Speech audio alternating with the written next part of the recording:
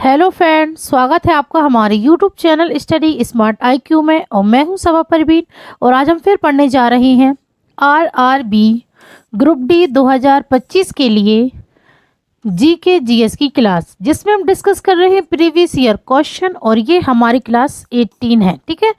और इससे पहले हम 17 क्लासेस कर चुके हैं। और आज इस क्लास में हम पढ़ेंगे 25 अगस्त 2022 के शिफ्ट 3 के जीके जीएस के प्रीवियस ईयर क्वेश्चन के एमसीक्यू। सो आई होप आपको ये वीडियो पसंद आती हो। और ऐसी वीडियो देखने के लिए हमारे चैनल को लाइक करें, शेयर करें, सब्सक्राइब करना ना भूलें। तो चलिए स्टार्ट करते हैं क्लास। फर्स्ट क्वेश्चन है, देश बंधु के रूप में किसे याद किया जाता है जिन्होंने 1922 में एक सत्र के लिए भारतीय राष्ट्रीय कांग्रेस के अध्यक्ष के रूप में कार्य किया और मोतीलाल नेहरू के साथ स्वराज पार्टी की सह स्थापना की। तो देश बंधु के रूप में किसे याद किया जाता है? तो ये किया जाता है चित्तरंजन दास को। राइट आंसर है ऑप्शन सी, चित्तरंजन दास। इन्हें देश बंधु भी कहा जाता है और इन्होंने 1922 के एक सत्र के लिए आईएनसी के अध्यक्ष के रूप में कार्य किया और इन्होंने मोतीलाल नेहरू के साथ स्वराज पार्टी की सह स्थापना की। ठीक है। फिर अब हम बात करें अरविंदो घोष की। तो अरविंदो घोष यह एक महान दार्शनिक कवि, ठीक है ना, ये महान दार्शनिक कवि है और ये आईएनसी के गरम दल के नेता थे, ठीक है ना, गरम दल के नेता थे अरविंदो घोष। फिर बात करें लाला लाजपत राय की।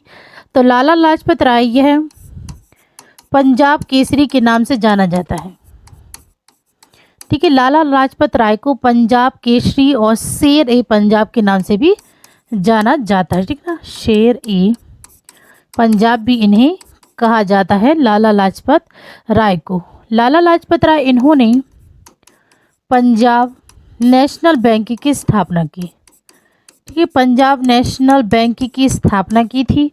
और लाला लाजपत राय यह आईएनसी यानी कि भारतीय राष्ट्रीय कांग्रेस में गरम दल के नेता थे, ठीक है, गरम दल के नेता थे लाला लाजपत राय।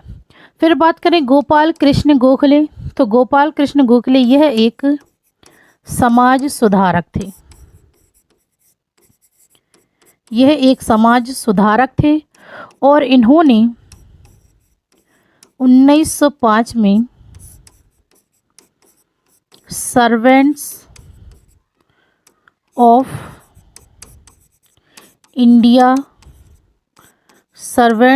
इंडिया सोसाइटी की स्थापना की, ठीक है। गोपाल कृष्ण गोखले इन्होंने 1905 में सर्वेंट ऑफ इंडिया सोसाइटी की स्थापना की और यह महात्मा गांधी के राजनैतिक गुरु थे, ठीक है, ये महात्मा गांधी के राजनैतिक गुरु थे गोपाल कृष्ण गोखले। ओके, चलिए नेक्स्ट है, निम्नलिखित में से कौन सा वॉशिंग सोडा का उपयोग नहीं है? तो वॉशिंग सोडा का उपयोग नहीं है इनमें से कौन सा? तो पहला है कांच, साबुन और कागज का निर्माण, तो इसमें तो इसका यूज़ होता है। फिर है घरेलू परियोजना के लिए सफाई कारक के रूप में, तो इसमें भी इसका यूज़ होता है। फिर है पानी की स्थायी कठोरता को दूर करने के लिए, तो इसमें भी यूज़ होता है। फिर है केक पकाना, तो ये गलत है। तो राइट आंसर होगा ऑप्शन बी 4 गलत है, केक पकाने ये वॉशिंग सोडा का उपयोग नहीं है, ठीक है। चलिए नेक्स्ट है, आवर्त सारणी में परमाणु का आकार बाएं से दाएं बढ़ने पर डैश और ऊपर से नीचे बढ़ने पर डैश होता है। तो आवर्त सारणी परमाणु का आकार बाएं से दाएं बढ़ने पर घटता है और ऊपर से नीचे बढ़ने पर बढ़ता है, ठीक है। तो इसका राइट आंसर होगा ऑप्शन डी, घटता है और ऊपर से नीचे बढ़ने पर बढ़ता है, ठीक है। नेक्स्ट है, निम्नलिखित में से किस यौन संचारित रोग का संचरण विषाणु द्वारा होता है? तो यौन संचारित रोग का संचरण किस विषाणु द्वारा होता है? तो ये होता है एड्स के द्वारा। राइट आंसर है ऑप्शन बी, एड्स। नेक्स्ट है, मानव शरीर में मूत्र निर्माण के दौरान निम्नलिखित में से कौन सा घटनाक्रम घटित होता है?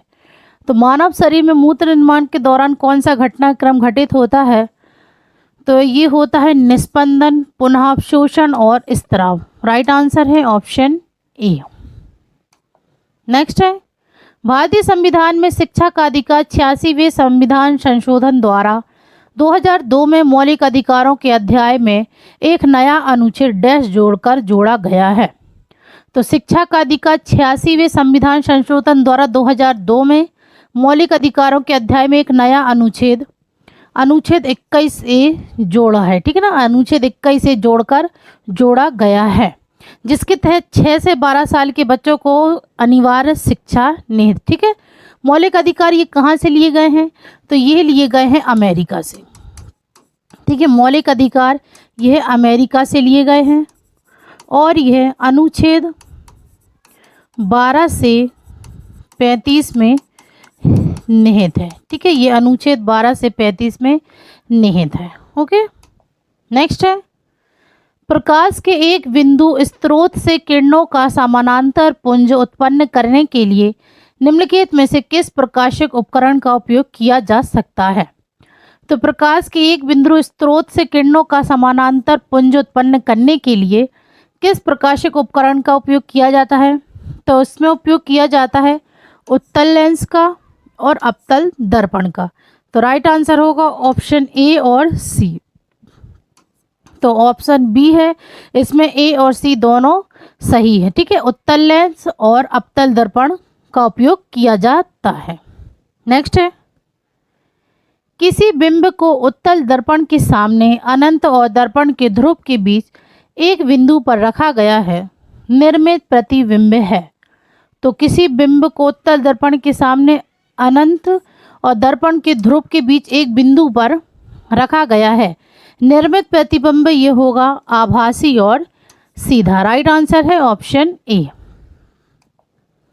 नेक्स्ट है, निम्नलिखित में से किस शैक्षणिक संस्थान ने उभरती और युवा प्रतिभाओं की पहचान और पोषण श्रेणी में राष्ट्रीय खेल प्रोत्साहन पुरस्कार 2021 जीता है। तो किस शैक्षणिक स्थान ने उभरती हुई युवा प्रतिभाओं की पहचान और पोषण श्रेणी में राष्ट्रीय खेल प्रोत्साहन पुरस्कार 2021 जीता है, तो ये जीता है मानव रचना शैक्षणिक संस्थान ने। राइट आंसर है ऑप्शन सी। नेक्स्ट है, मराठी जो एक इंडो आर्यन भाषा है, ठीक है। मराठी जो एक इंडो आर्यन भाषा है, 2011 की जनगणना के अनुसार भारत की कुल आबादी के 6.86% द्वारा बोली जाने वाली डैश सबसे बड़ी भाषा है। तो मराठी जो कि एक इंडो आर्यन भाषा है और 2000 जनगणना के अनुसार भारत की कुल आबादी 6.86% द्वारा बोली जाने वाली तीसरी सबसे बड़ी भाषा है, ठीक है ना। तीसरी सबसे बड़ी भाषा है, ठीक है, मराठी। नेक्स्ट है, नीचे दिए गए कथनों पर विचार करें और सही उत्तर पहचानें। पहला है ग्रेफाइट विद्युत का कुचालक है, तो ये गलत है।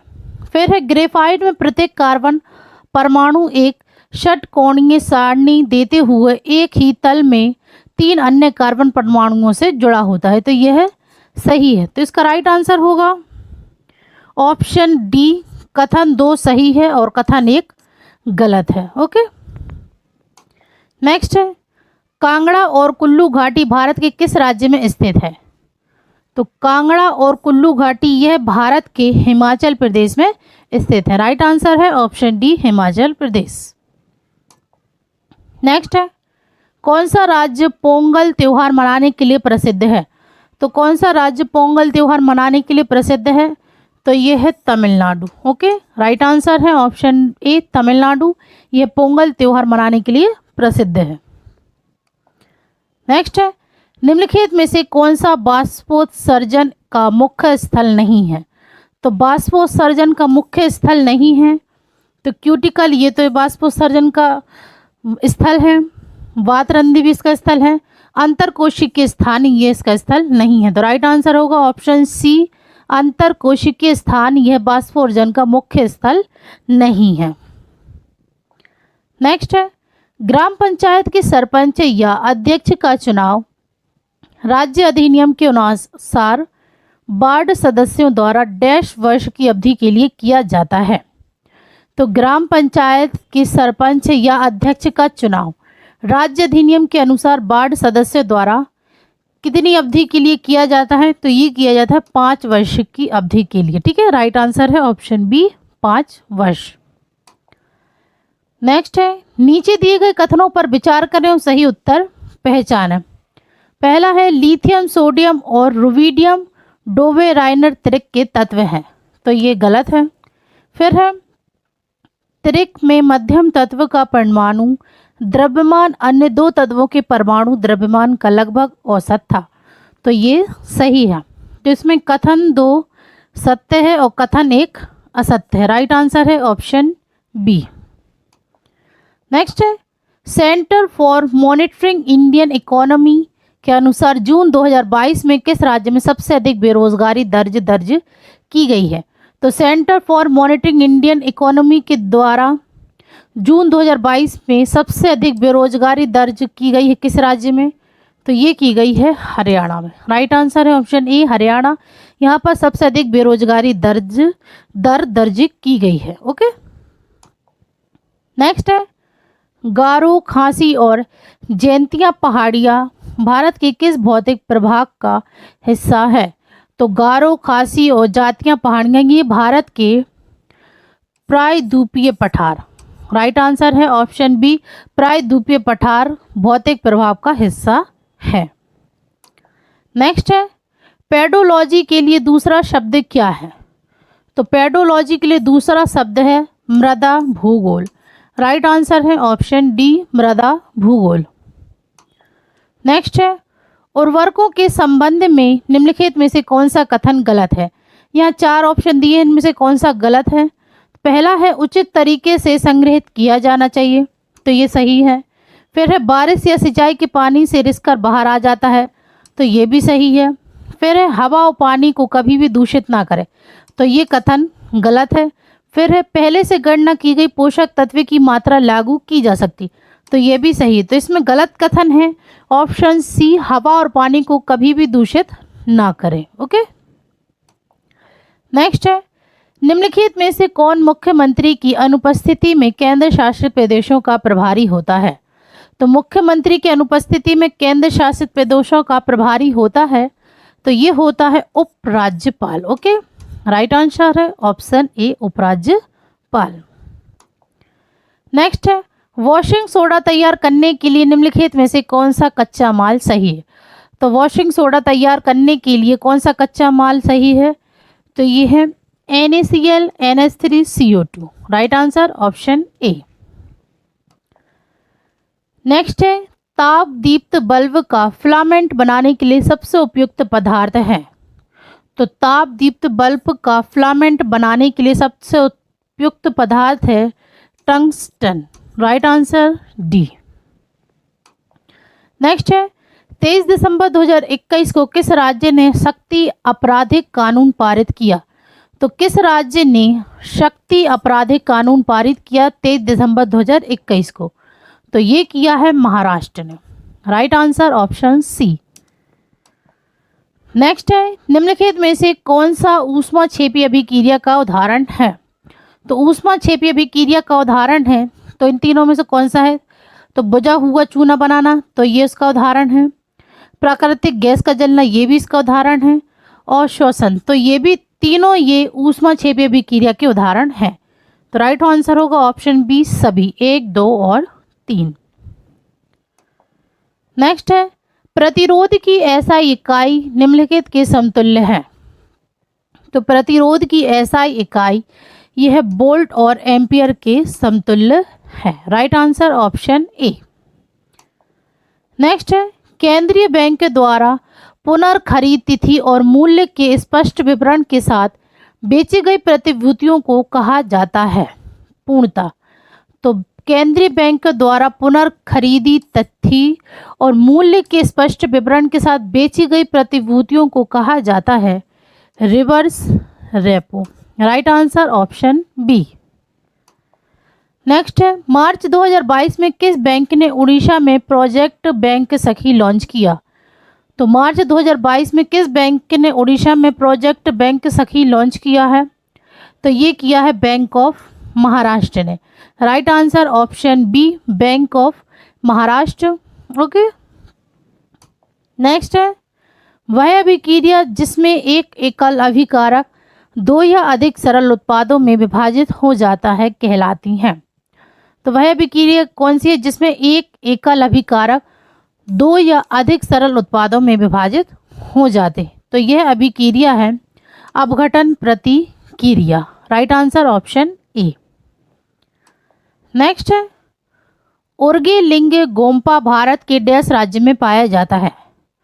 तो उर्गे लिंग गोम्पा यह भारत के अरुणाचल प्रदेश में पाया जाता है। ठीक है, राइट आंसर है option C Arunachal Pradesh. Okay,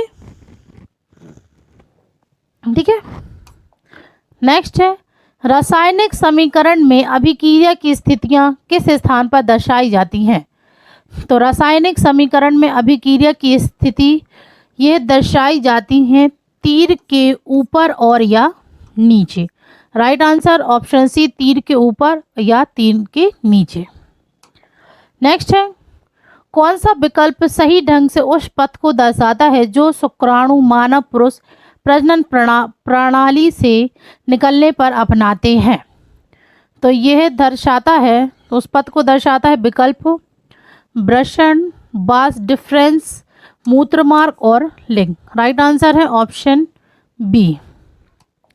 next है धारावाही परिनलिका के कारण चुंबकीय क्षेत्र रेखाओं का पैटर्न निम्न के समान होता है।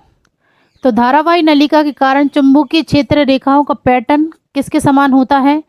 तो यह होता है धारावाहक, सॉरी ये होता है दंड चुंबक। ठीक है, राइट आंसर ऑप्शन बी दंड चुंबक।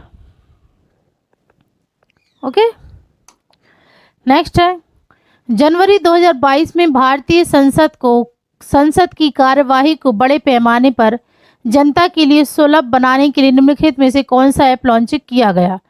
तो जनवरी 2022 में भारतीय संसद की कार्यवाही को बड़े पैमाने पर जनता के लिए सुलभ बनाने के लिए कौन सा ऐप लॉन्च किया गया है। तो यह किया गया है डिजिटल संसद। ठीक है, डिजिटल संसद ऐप लॉन्च किया गया है। Right answer option C. Next है विश्व जल दिवस डैश को मनाया जाता है। तो विश्व जल दिवस यह मनाया जाता है 22 मार्च को। Right answer C. नेक्स्ट है सूर्य से आने वाली किरणें वायुमंडल द्वारा अपरिवर्तित हो जाती हैं, इसके कारण स्पष्ट सूर्योदय वास्तविक सूर्योदय से लगभग डैश होता है। तो स्पष्ट सूर्योदय वास्तविक सूर्योदय से लगभग डैश होता है, तो ये 2 मिनट पहले। ठीक है ना, 2 मिनट पहले होता है। नेक्स्ट है UNEP का पूर्ण रूप क्या है।